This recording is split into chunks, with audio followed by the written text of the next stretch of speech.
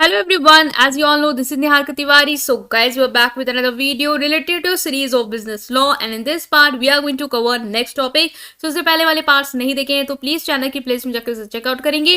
Telegram Instagram में join कर सकते हैं। टेलीग्राम ग्रुप है कॉमर्स ग्रुप SWNT, ताकि आप इन नोट्स को ले पाए वहां पे। ठीक है, सो हम इस वीडियो को स्टार्ट कर रहे हैं। So without any further delay, let's start this video.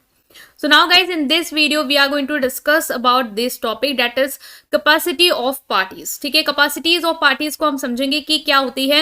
capacities of parties का मीनिंग क्या है पहले हम डिस्कवर करने वाले हैं। So capacity to contract, capacity or competence to contract means legal capacity of parties to enter into a contract। मतलब कि एक legal कॉम्पिटेंस बेसिकली कि आप कितने समर्थ हैं, पार्टी कितनी सक्षम है एक कॉन्ट्रैक्ट को करने के लिए, वो होती है बेसिकली कैपेसिटी टू कॉन्ट्रैक्ट। ठीक है, कि कितने वो कॉम्पिटेंट हैं, क्या वो पार्टी जो है वो कॉन्ट्रैक्ट कर सकती है या नहीं कर सकती है लीगली, उसके अंदर वो कैपेसिटी है या नहीं है, वो है बेसिकली।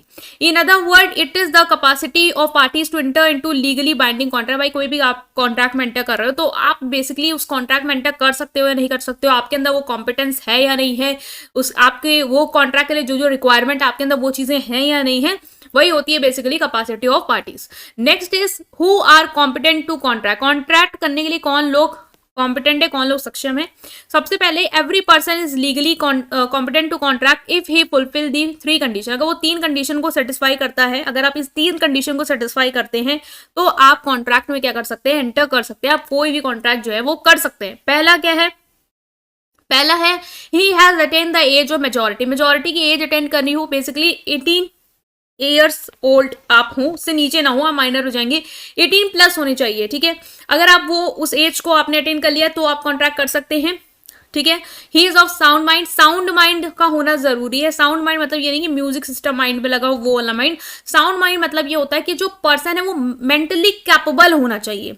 मेंटली कैपेबल किस चीज को, कि जो भी वो कॉन्ट्रैक्ट कर रहा है उसको अंडरस्टैंड कर पाए, इतना मेच्योर हो को उसको समझ में आए कि कॉन्ट्रैक्ट में क्या है, उसको करने से क्या कॉन्सिक्वेंसेस हो सकते हैं आगे। ठीक है, बेसिकली वो समझ पाए। ठीक है, मेंटली कैपेबल हो। मेंटल इनकैपेसिटी, अगर वो मेंटल कैपेबल नहीं है, मतलब कि मेंटली फिट नहीं है, हो सकता है कि वो जो भी कॉन्ट्रैक्ट को एंटर कर रहा है वो उसको समझ नहीं पा रहा है, उसको अंडरस्टैंड करने की उसके अंदर इतनी क्षमता नहीं है।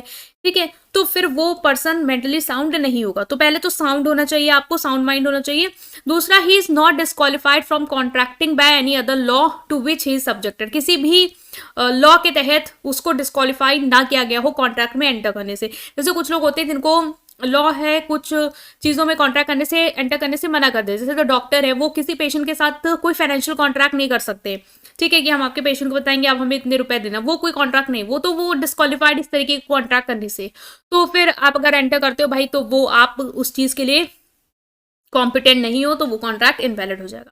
ठीक है, तो ये 3 कंडीशन सेटिस्फाई करनी है आपको। नेक्स्ट आता है यहाँ पे कि कोई एक्सेप्शंस भी होंगी। Any person who has not attend the age of majority prescribe by law is known as minor. भाई जिसने मेजोरिटी वाली एज अटेंड नहीं करी है वो क्या है, माइनर है। तो पता है जो जैसे 18 के बिलो हो गए वो क्या है, माइनर है। ठीक है, मेजोरिटी नहीं है, मेजोरिटी मेजर वाली एज नहीं है उनकी। तो ये क्लियर है आपको। और एक कॉन्ट्रैक्ट को करने के लिए कॉम्पिटेंट वाली एज क्या थी, कि आपको मेजोरिटी वाली एज जो है वो अटेंड कर लेनी है, 18 प्लस 18 होना है आपको।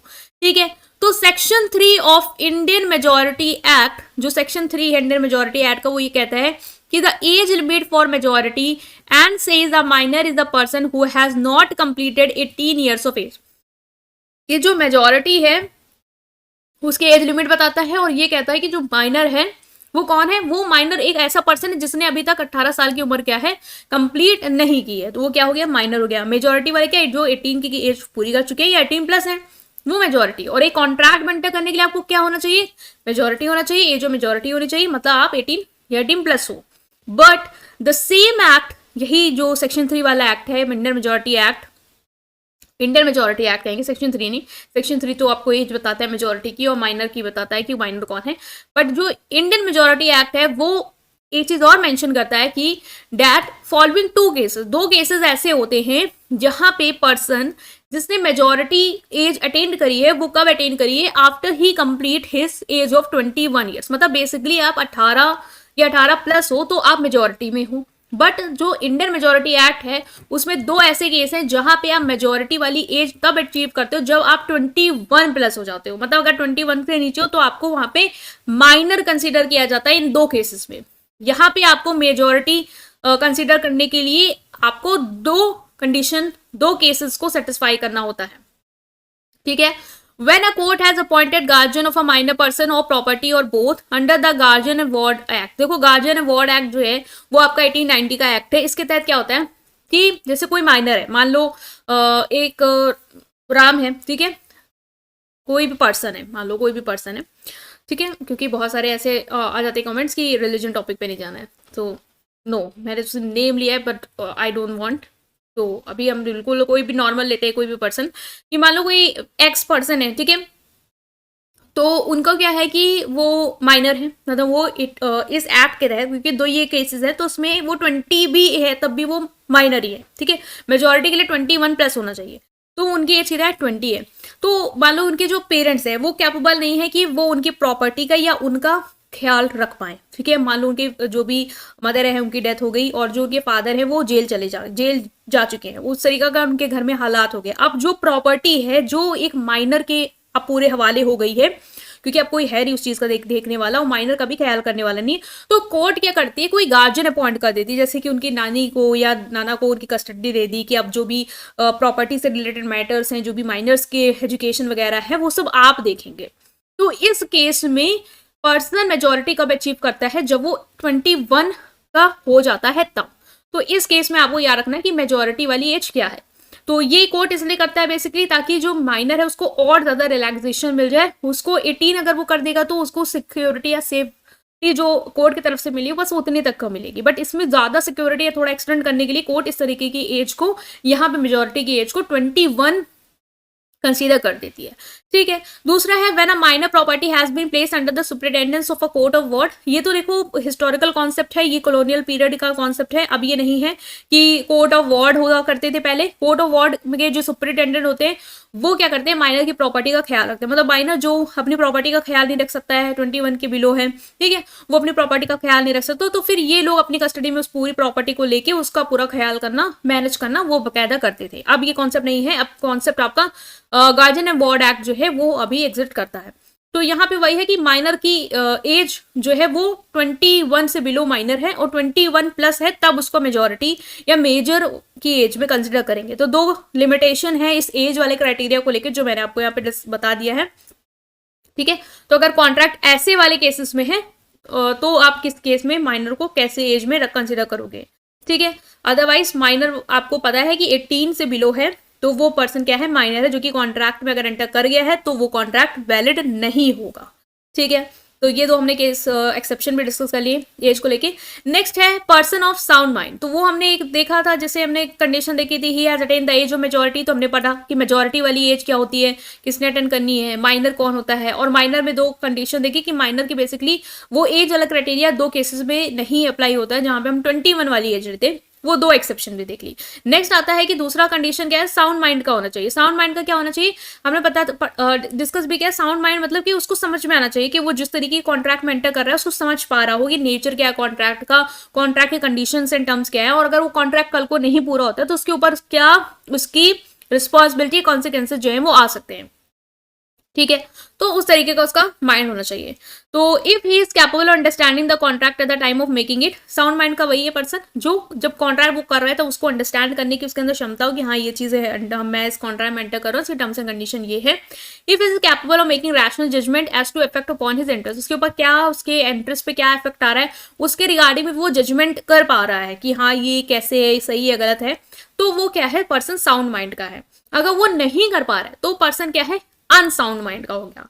Type of person of unsound mind and their contract. अब हम डिस्कस करेंगे कि अनसाउंड माइंड के जो लोग हैं वो कॉन्ट्रैक्ट में एंटर नहीं कर सकते, वो कैपेसिटी नहीं है उनके अंदर, ठीक है, उनके अंदर नहीं है वो क्षमता कि वो कॉन्ट्रैक्ट में एंटर कर सके। तो अनसाउंड माइंड वाले पर्सन होंगे कौन बेसिकली, तो ये तो हमने देख लिया कि आप कॉन्ट्रैक्ट में एंटर करना तो आपका भाई माइंड साउंड होना चाहिए। अनसाउंड माइंड है तो उन जिनको हम क्या करेंगे, कॉन्ट्रैक्ट करने से डिस्क्वालीफाई कर सकते हैं। तो पहला है इडियट। इडियट बेसिकली कौन होते हैं, इडियट बेसिकली देखो ये जो टर्मिनोलॉजी है ना वो थोड़ा रिस्पेक्टेबल सेंस में नहीं है। आप इडियट नहीं बोलेंगे, आप बोलेंगे मेंटली वो कैपेबल नहीं है, मेंटली वो इनकॉम्पिटेंट है, ठीक है। तो इडियट मतलब कि बेसिकली वो समझ नहीं, उनके अंदर उतनी क्षमता नहीं है कि वो समझ पाए चीज़ों को, ठीक है। मेंटली वो कैपेबल नहीं है, मेंटली उनकी इतनी क्षमता नहीं है। तो वो लोग जो है वो कॉन्ट्रैक्ट में बेसिकली अगर कोई एंटर करते हैं तो वो कॉन्ट्रैक्ट क्या है, वैलिड नहीं कंसिडर किया जाएगा, ठीक है। तो एक ये हो गया। दूसरा है लुनेटिक। लुनेटिक में क्या है, कोई अगर पर्सन मेंटल इलनेस से सफर कर रहा है, ठीक है, कोई इसको मेंटली कोई इलनेस है या कोई उसको प्रॉब्लम है, तो भी अगर वो पर्सन भी कोई कॉन्ट्रैक्ट में एंटर करता है तो वो कॉन्ट्रैक्ट क्या होंगी, वैलिड नहीं कंसिडर किए जाएंगे, ठीक है। तो ये आपको याद रखना है कि मेंटली वाली जो ये प्रॉब्लम है दोनों, वो वाली नहीं होनी चाहिए। दूसरा है कि मान लो मेंटल हेल्थ कंडीशन से कोई मतलब डायग्नोज किया गया कि उसको कोई मेंटल इशू है, ठीक है, जिसकी वजह से मान लो अगर आपसे कल को आके कोई कॉन्ट्रैक्ट करता है तो आप उस कंडीशन में नहीं हो, मेंटली आप हेल्दी नहीं हो, हेल्दी नहीं है आपका माइंड उस लेवल पे, तो फिर वो अगर कोई पर्सन उस तरीके के कॉन्ट्रैक्ट में एंटर करे तो ऑफकोर्स वो वैलिड नहीं होगा।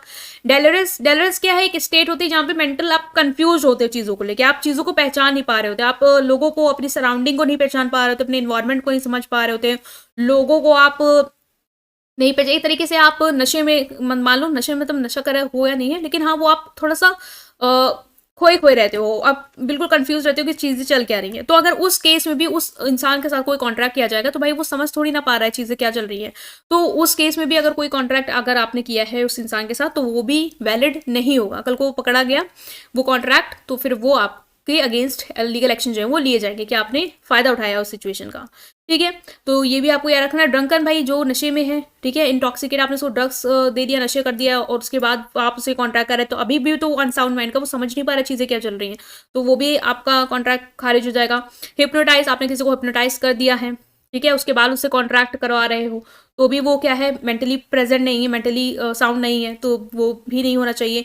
मेंटल डिके भाई एज के साथ, उम्र के साथ क्या होता है, आपकी चीज़ों को समझने की क्षमता क्षमता जो है वो कम होती जाती है, कॉम्प्लेक्स चीज़ों को आप नहीं समझ पाते हैं। तो अगर आप इस तरीके से कॉन्ट्रैक्ट ऐसे लोगों के सामने प्रेजेंट कर रहे हैं जो नहीं समझ पा रहे हो, आप उनको इन्फ्लुएंस करके कॉन्ट्रैक्ट में एंटर करा रहे हो, तो वो भी कॉन्ट्रैक्ट वैलिड नहीं होंगे। तो ये सारे लोग पहली बात तो कॉन्ट्रैक्ट करने के लिए सक्षम है ही नहीं, अगर इन्होंने कोई कॉन्ट्रैक्ट किया है तो वो कॉन्ट्रैक्ट इनवैलिड हो जाएगा, ठीक है। तो ये आपको याद रखना है। नेक्स्ट आपका यहाँ पे आता है कि person disqualified by the law. दूसरा कौन कॉन्ट्रैक्ट नहीं कर सकता है, वो पर्सन जो लॉ के तहत डिस्क्वालिफाइड कर दिए गए हैं। अनसाउंड माइंड वाले नहीं कर सकते हैं, जो लॉ के तहत डिस्क्वालिफाइड कर दिए गए वो नहीं कर सकते हैं, माइनर वाले नहीं कर सकते हैं, हमने डिस्कस किया। अब जो लॉ के तहत डिस्क्वालिफाई है, कुछ लोग हैं जो लॉ हमारी कंट्री के उनको डिस्क्वालीफाई कर देती है कॉन्ट्रैक्ट में एंटर करने से, जैसे एलियन एनिमी, मतलब कि एलियन एनिमी क्या है, मान लो किसी कंट्री के साथ हमारा क्या है, लड़ाई झगड़े चल रहे हैं, तो उस कंट्री के किसी भी पर्सन के साथ हम कॉन्ट्रैक्ट एंटर नहीं कर सकते, ठीक है, तो वो एक डिस्क्वालीफाइड हो गई। Next is foreign sovereign and diplomatic staff. जैसे कि कोई फॉरेन का मान लो कोई प्रेसिडेंट है, ठीक है, फॉरेन सॉवरेन बेसिकली क्या है, कोई फॉरेन के कोई प्रेसिडेंट वगैरह हो गया या डिप्लोमेटिक स्टाफ हो गया जो यहाँ पे हमारी कंट्री में क्या कर रहे हैं, काम कर रहे हैं, ठीक है। तो मान लो वो उनकी कंट्री के लोग हमारी कंट्री में क्या कर रहे हैं, काम कर रहे हैं, तो उनको मान लो कोई ज़मीन लेनी है, ठीक है, तो उस तरीके की वो ज़मीन के कुछ कॉन्ट्रैक्ट में एंटर करने से हमारी सरकार मना कर देती है, क्योंकि अब उनके साथ हमारा क्या है, एक रिलेशन है जो हमने बिल्ड करके रखना है। मान लो कल को जो ज़मीन उन्होंने अगर अब ले ली और कल को वो ज़मीन में कुछ डिस्प्यूट निकलते हैं उनके वजह से भी, या हम कोई किसी भी रीज़न से, तो या हमारी तरफ से कोई गलती वजह से कोई लीगल डिस्प्यूट होता है, तो हमारी आपस के कंट्री के रिलेशनशिप जो है वो खराब हो जाएंगे, तो उनको इस तरीके के कॉन्ट्रैक्ट में एंटर करने से डिस्क्वालीफाई कर दिया जाता है। कहा मतलब हो सकता है कह दिया जाए कि आप डायरेक्ट नहीं कर सकते, आप किसी थर्ड पार्टी के थ्रू आप इस तरीके के कॉन्ट्रैक्ट को करें ताकि हमारा आपस का रिलेशन जो है वो खराब ना हो, ठीक है। तो ऐसे लोगों को भी गवर्नमेंट हमारे कभी कभी डिस्क्वालीफाई करती है कुछ तरीके के कॉन्ट्रैक्ट करने से। कॉर्पोरेशन और company basically corporation companies enter करती हैं कॉन्ट्रैक्ट में, लेकिन मान लो कोई कंपनी है जो इंसॉल्वेंट हो गई है, फिर उसको डिस्क्वालीफाई कर दिया है गवर्नमेंट ने या लॉ ने, तो वो नहीं कर सकती। इंसॉल्वेंट भाई जो इंसॉल्वेंट हो गया अगर उसको डिस्क्वालीफाई किया, ऑफकोर्स डिस्क्वालीफाई कर देती है लॉ, तो फिर वो नहीं एंटर कर सकते। कॉन्विक्ट्स है, कॉन्विक्ट्स मतलब कि कोई हार्म पहुंचाने के लिए, अगर कोई पर्सन है जो हार्म करने के लिए, ठीक है, थ्रेट देने के लिए अगर कोई कॉन्ट्रैक्ट में एंटर करना चाह रहा है, तो उन लोगों को भी हमारे यहाँ से क्या कर दिया जाता है, डिस्क्वालीफाई कर दिया जाता है। तो वो लोग भी क्या कर सकते हैं, कॉन्ट्रैक्ट नहीं कर सकते हैं, बेसिकली डिस्क्वालीफाई कर दिए जाते हैं लॉ की तरफ। कोई मतलब क्राइम किया है, कोई ऐसा एक्टिविटी में इंडल्ज हो गए जो बेसिकली किसी को नुकसान पहुंचा रही थी, ठीक है। तो क्रिमिनल एक्टिविटीज में एंगेज हैं, उसका पूरा पास्ट ऐसा ही है, तो उन लोग को भी लॉ क्या कर देती है, मना कर देती है कॉन्ट्रैक्ट में एंटर करने से, या डिस्क्वालीफाई कर देती है। तो ये आपने डिस्कस कर लिया हमने यहाँ पे। तो ये हमने क्या डिस्कस किया है आपका बेसिकली कि कैपेसिटी ऑफ पार्टीज क्या है। कैपेसिटी में हमने डिस्कस किया कि क्या होती है मीनिंग, और कौन लोग कैपेबल हैं वो हमने डिस्कस कर लिया कि मेजॉरिटी वाली एज वाले हैं, साउंड माइंड वाले हैं, और जिनको लॉ ने डिस्क्वालीफाई नहीं किया है वो हैं। फिर हमने डिस्कस किया है कि मेजॉरिटी की एज क्या होती है, माइनर क्या होते हैं, माइनर में भी क्या 2 एक्सेप्शन है वो डिस्कस किए। फिर साउंड माइंड वाला हमने डिस्कस किया कि साउंड माइंड क्या होता है। फिर अनसाउंड माइंड वाले कौन है, उनको किसको डिस्क्वालीफाई करना है वो डिस्कस किया। फिर कॉन्ट्रैक्ट के तहत कौन कौन डिस्क्वालीफाइड होते हैं वो हमने डिस्कस किया। तो हमने बेसिक सारी चीज़ों को यहाँ पे कवर अप कर लिया है। आई होप आप समझ पाए। स्टिल कोई भी डाउट है कमेंट सेक्शन पूछेंगे, वीडियो को लाइक करेंगे, चैनल को सब्सक्राइब करेंगे और अपने फ्रेंड के साथ पूरी प्लेलिस्ट को जरूर शेयर करेंगे। Thank you.